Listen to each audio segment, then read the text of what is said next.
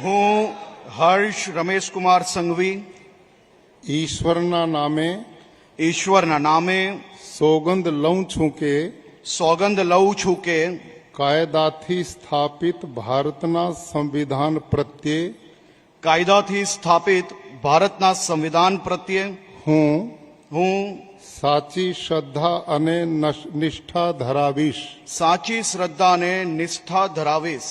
હું ભારતના સાર્વભૌમત્વનું અને અખંડતાનું સમર્થન કરીશ. હું ભારતના સાર્વભૌમત્વનું અને અખંડતાનું સમર્થન કરીશ.